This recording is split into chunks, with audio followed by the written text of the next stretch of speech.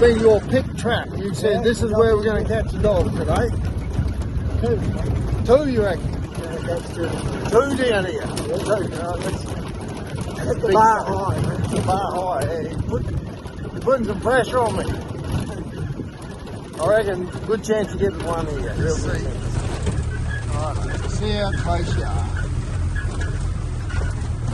Nothing in the top one. Nothing. No. Haven't been back. No traps.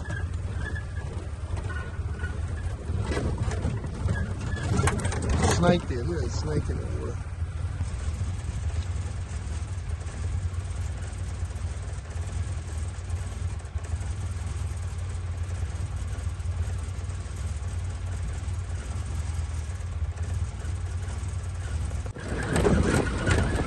Righto, we're coming into the creek crossing. What do you reckon about this one? Hey? Positive. Positive, think positive. Mate, we had dark glasses on. You reckon we look like the Blues Brothers? You see? They're bugging my trap. Wreck the trap. Thanks, girls.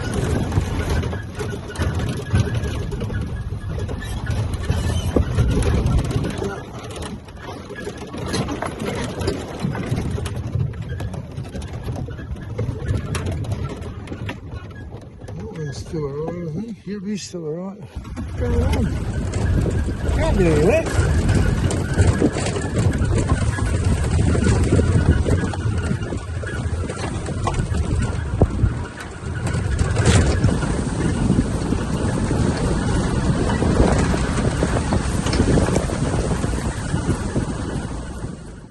Well, mate, we've come right around, and this looks like still the best possibility, but potential. you've got to go back to work tonight, so it's been a great couple of days. It's been a beautiful couple What of have we days. taken? 6 dogs? 7? 6 dogs. Six so, dogs? 6 dogs? 2 foxes? Unreal. Yeah. So, yeah, Appreciate the time you spent with me, mate. awesome. That's been really good, but I'll set up another trap here and probably get a little bit of, see if I can get some old meat scraps or bones or something to put up here again, and I think I'll send you a photo when we catch the next dog in here. Exactly. But looking pretty good. That's up to 11 now, 11 and 2 foxes. So we could quite easily get up to the 15, I think, the way things are looking, 15, 16. So, hey dogs, Brandon, Trumpy. Righto, come on, time to go.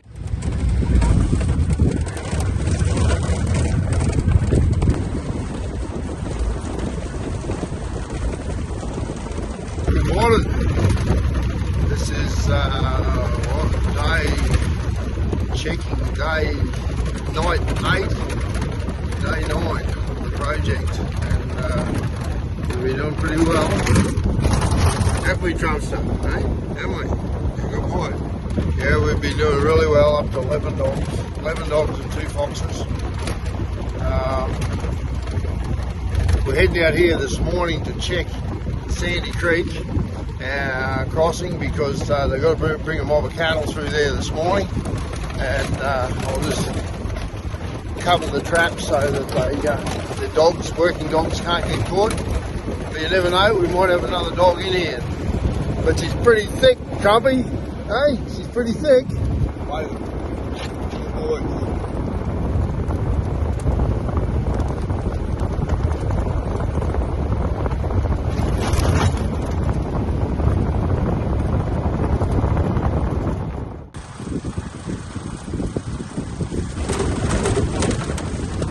You got them, Brandon? There you go.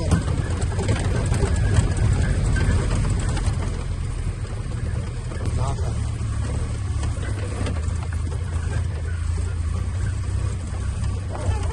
Nothing, mate.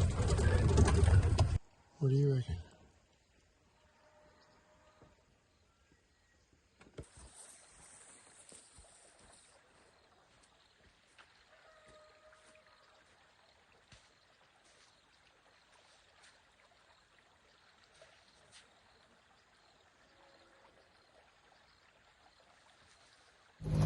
How do you like the soup, Brandon? Pea soup. Looks like nothing here, mate. Righto, I'm back on my lonesome here today. Simo's gone home. Up to 11 dogs and 2 foxes and 2 Labradors. But yeah, quite a tally. I think there's another 5 dogs in this trap line. Might be wrong, but I think there's at least 5 dogs that we can still catch. So we're just going to stick here till we get them. Fog's cleared up here, so we might have a little bit of luck to see what's down on the flat. They've got a heap of silage to make down here. All this corn is going into chop for into the pits, and forage sorghum over on the second property there, massive area of forage sorghum. It's got to be all harvested and put into silage. And anybody that's done that, you'll know what I mean. It's a great job. The smell of that silage as it's going down, as it's getting made, the whole thing, to be able to get out there and cut it and wrap it, or pit it and store it. It's to get the job done and get it in the ground and covered or get it baled. It's like, yeah, it is a great feeling. And yeah, those people that have done it will know what I'm talking about. These beans, they'll grow them out and harvest them, so they'll go for grain. But also a great thing to do. I love cropping, I love farming, and did so much of it in the youth. And to have a good successful crop is a great thing. Nothing has touched it. Okay, we've had a dog through here. Dog track there.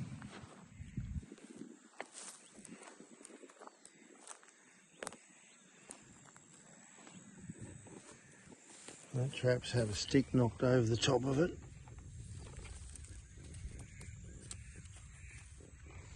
Right, so it hasn't gone in. They haven't gone in on the bait, the 2 traps.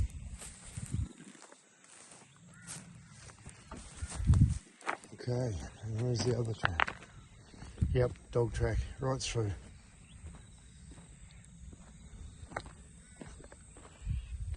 Dog track there.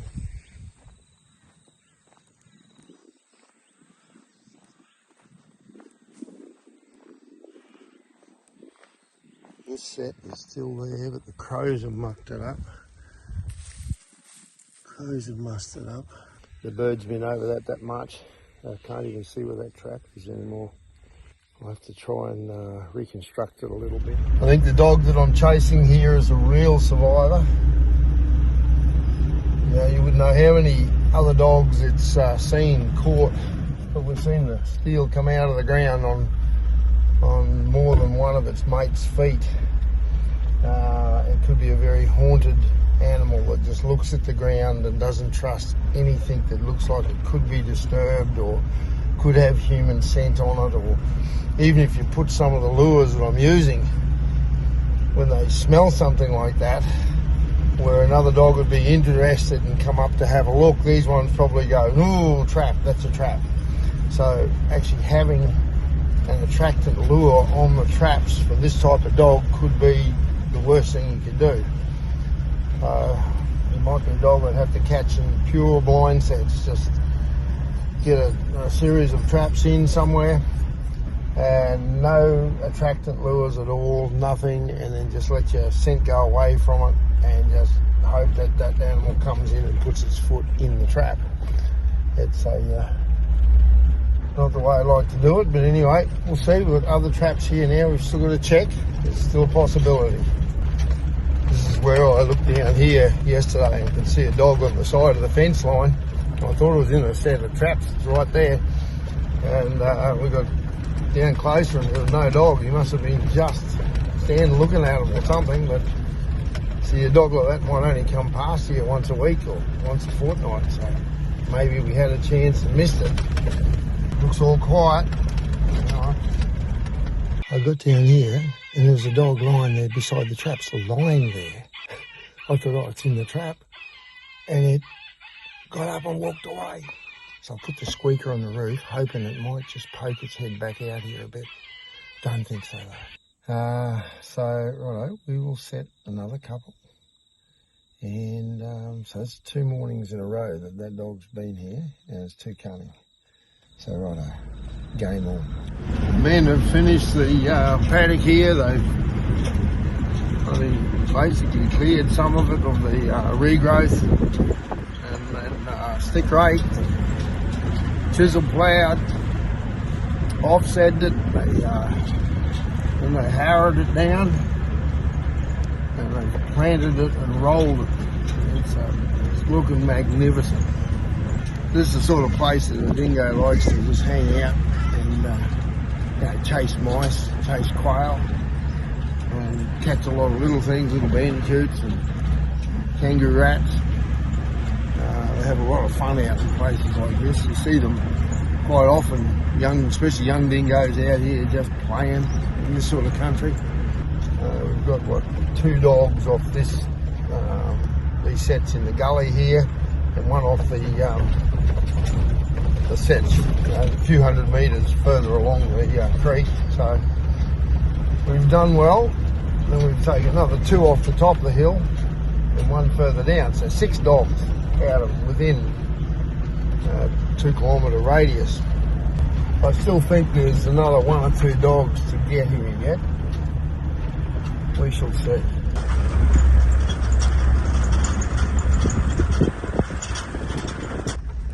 Looks quiet. I don't like going near it because it's the human scent will be well away from it. But it'd be good just to have a bit of a look there and make sure that the birds haven't set any traps off or haven't put sticks across them or done something silly. That trap's okay, so is that one. That one's fine, that one's okay. The dog track there's reasonably fresh. Yeah, maybe there's another one.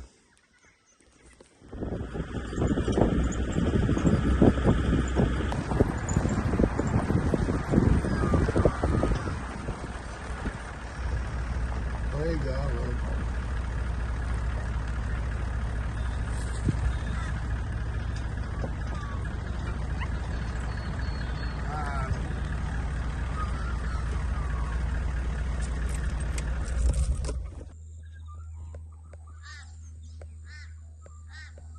That's good. Oh, a lot of white on this dog. Looks like quite a bit of cross in it.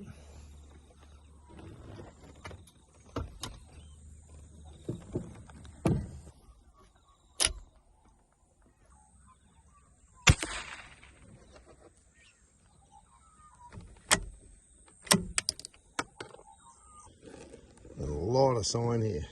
A lot of sign, but that looks like a fox. That's where we caught the fox yesterday. So we got the dog in that one. I just had some duck feathers and some of my DG lure. This one up here I think still looks okay. That's where we caught the dog. Bird tracks everywhere.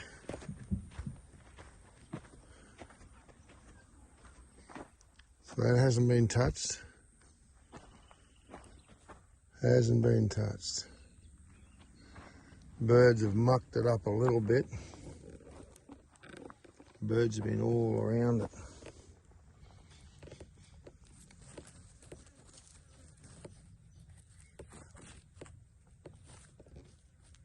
Trap's still okay. There's been a lot of activity here. Yeah, a lot of activity. Just check this trap, make sure it's okay, but good. This is caught in a Victor trap. Some of the first traps I got off Dave and Tracy Randall, and they're still going. I like them more for foxes and cats, but they catch dogs. Got that saddleback, black in it, but a lot of white legs, white around the front. To me, that's a really crossbred dog. Well, it's certainly a great time to be alive and free. I talked about this with Simo here the other day. For the 2 days he was coming around trapping with me. It's interesting that a lot of people don't value their freedom. There's a lot of people out there that will happily give it away, and we saw that through the COVID, where there was people that, I think it was Arnie Schwarzenegger even, that said, to hell with your freedom. Yep. There was that great guy many years ago that said, give me liberty or give me death. That's what we're talking about. Okay, there's got to be rules, there's got to be regulations, there's got to be taxes, there's got to be a lot of things like that. And there'll be people who argue and say, no, it doesn't have to be. Well, unfortunately, there's a lot of people, a lot of us people living on this rock now. And, you know, everybody needs a chance to try and, you know, just have happiness in their life. And a lot of happiness comes with the ability to just stretch your wings and fly sometimes without somebody else just telling you how many times you can breathe per day. All those patriots out there, not just in America, but here in Australia, New Zealand and Europe, it's time for you to stand up, say something, do something, make a stance. Keep your eyes open. Don't be fooled. Don't be tricked. Don't be pushed around. But be fair, be honest, be decent. And let's just enjoy the freedom that we have. It's great to see the guys doing some control burning here. So they're burning stuff when they can, you know, and getting it under control, because fire season is going to be pretty bad. It's going to be pretty bad. After winter, everything will dry off, or everything will be dead. There'll be a big body of grass. So, yeah, good work, men, good work, and ladies. We're heading up to the furthest traps on this division, right up in the corner, at the corner post. And I've been thinking about pulling these traps out because just nothing seems to be working. But I reckon I've got a trap on the road there. The birds have scuffed it out a bit, but I think there's a track of one dog there. It could be the one we've got hanging on the front. It's like, oh, what do you do? Don't see any sign there, but give it one more day. Righto, cruising along the top of the hill here towards the little swamp, and then we'll go up to the dead bull, and then we'll go up to where the dead cow is. We'll get another dog here, but you never know. The dog that I said I thought we'd get, he might already be hanging on the front.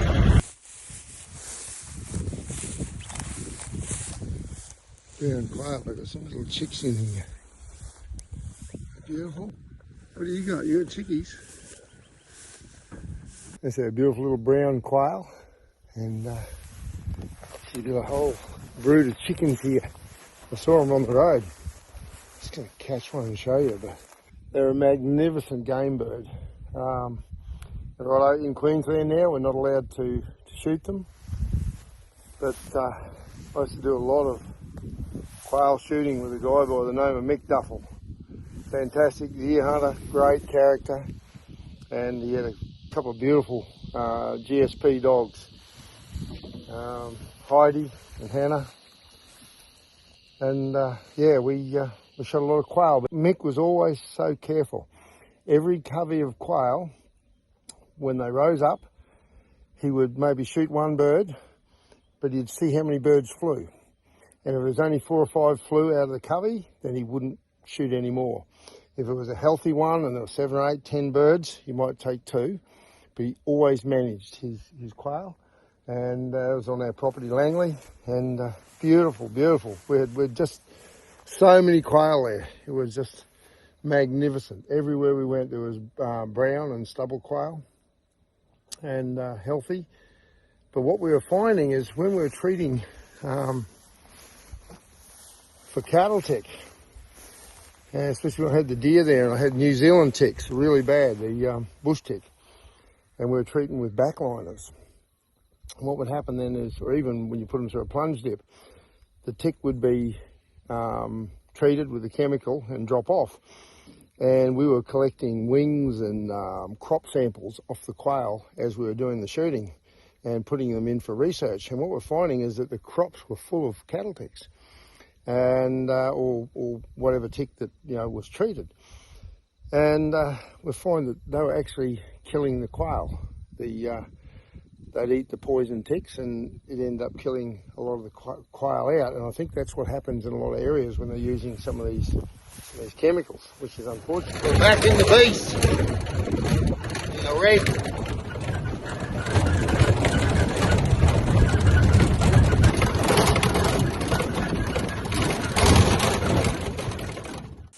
The old race monitor, caught by one toe in the trap. Off you go, big fella. Come on. Off you go. Come on, off you go. Come into the squeaker.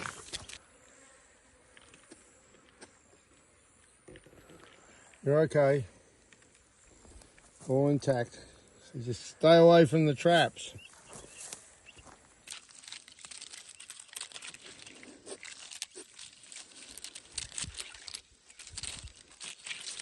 And that's one of our problems here, these big old laced monitors. He's a close to a 6 foot long model, that guy there, and he's just caught by a couple of toes in the trap. So let him out, and I'll shift this trap now. If we're going to have that sort of rubbish with him hanging around, there's no use leaving the trap there. Now he came into a squeaker.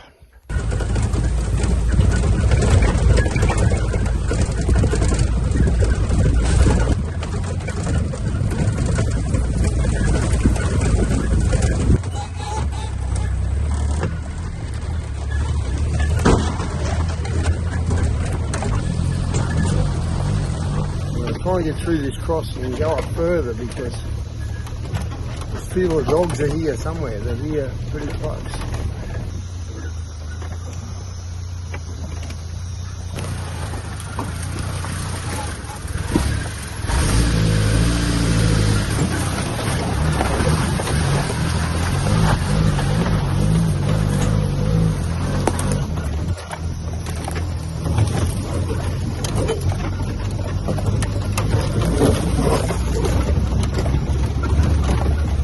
Piece of cake for the little bloke. Set one trap up here, trying to catch a big black dog. Big black dingo, and I think I might have this big black dingo. I think we might have him.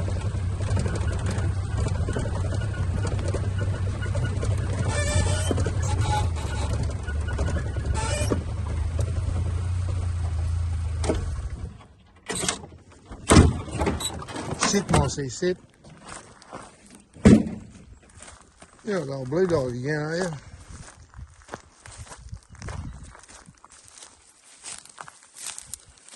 You again. You again. I caught you 2 years ago. Remember me?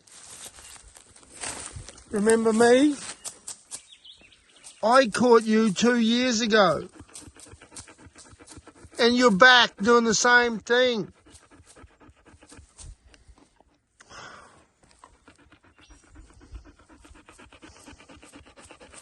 Right, we're going to try and get you out of that without hurting you anymore. Come on. Come on. You remember me? Come on. Don't bite, don't bite, don't bite, don't bite. Don't bite, please don't bite me. Okay? Because I'll get cranky. I know. I'll get cranky and all shit. No. Oh, no. I know, it's sore. There you go. Right. Right. Come on. Come on. Come on. Show us. Show us.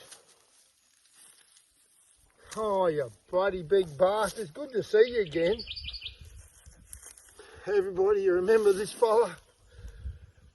You are miles away from where you should be, and that was your foot you caught last time. Yeah, I know.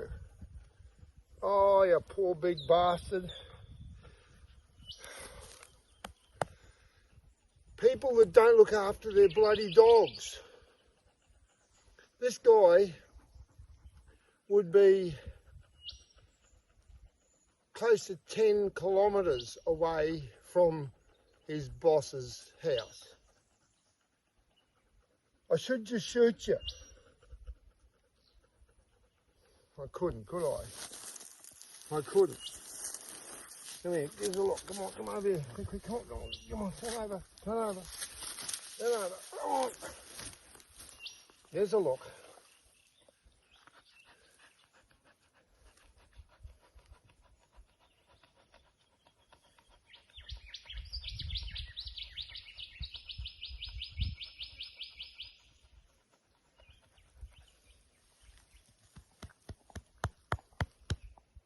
I am sorry. You put your foot in one of my traps, mate. You want to get back on the truck? Everybody loved you last time.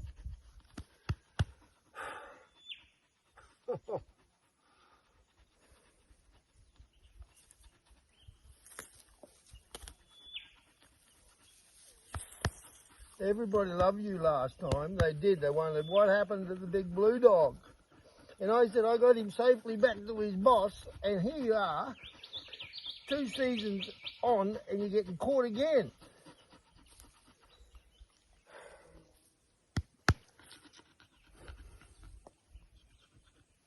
Come on, get up on the truck. Come on, up. Come on. Here, come on.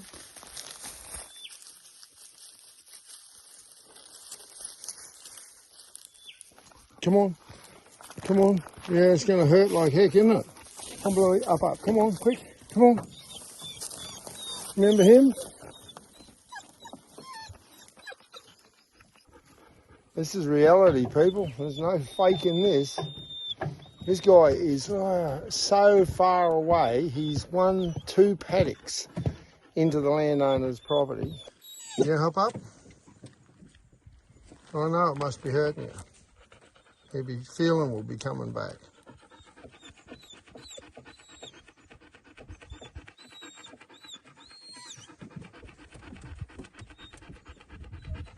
Now, this is a touchy subject, and it's something that, okay, I don't really give a damn if I offend people here. I was brought up in the Northern Territory on Mount Bundy Station, run around with Aboriginal kids. I was just another pickaninny, right? Same as my cousins and my sister, right? We were brought up amongst East Alligator River tribe people, Milingimbi people. They were our brothers and sisters. Okay, I've done a lot of work with the Carrig people up on Prince of Wales. My duty, she was 26 years in oral health as one of those travelling dentists that went around the little towns and the little schools and treated the kids in those remote communities. So probably at least half of her kids were Aboriginal children, right? There is no, I'll call a spade a spade. And some people will say, oh, you're being racist. Well, no bloody way, I'm not. We've gone to a lot of missions. We've gone to a lot of the communities, right? And one of the big problems that they've got in all those communities are stray dogs, are dogs that they don't look after. And I went into Baralabar, I think it was, or Woorabinda. It might have been Woorabinda School one time there to see somebody at the school. And there's a big sign up, no dogs allowed in the schoolyard. I counted 17 big crossbred mongrel dogs running around in the schoolyard. 17. Now, I think it's time you own the problem, the people that are doing this, okay? If you're going to have pets, if you're going to have dogs or cats, you've got to be responsible. You've got to look after them. And some of the biggest offenders that I have seen are our Aboriginal people, right? We're all brothers and sisters, right? We should be all living together and working this out together. But you got to take responsibility, okay? And this is a classic example. That's 3 dogs I've caught in 2 days on private property, way away from anybody. 3 dogs in 2 days in amongst dingo sign, where I'm totally in my rights to be trapping. It's ridiculous, bloody ridiculous. Now, we could have 1080 poison out here. If they don't want us to trap, okay, we won't trap. We'll put 1080 poison. This fella's dead. Those other 2 are dead.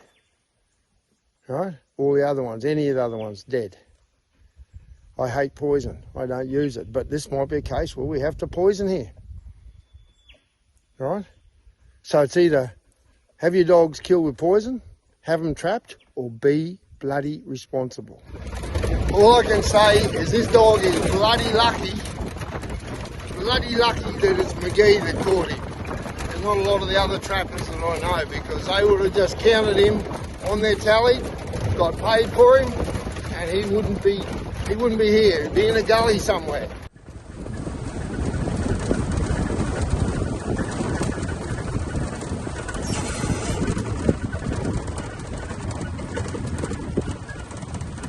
Lock gate. Oh, there you go. There you go. Get home, you. Get. Take your sore leg and get home. Go on, get. Go on, get. He's been delivered back. I talked with one of the elders down the road here, and they said this is where he comes from. Go on, get.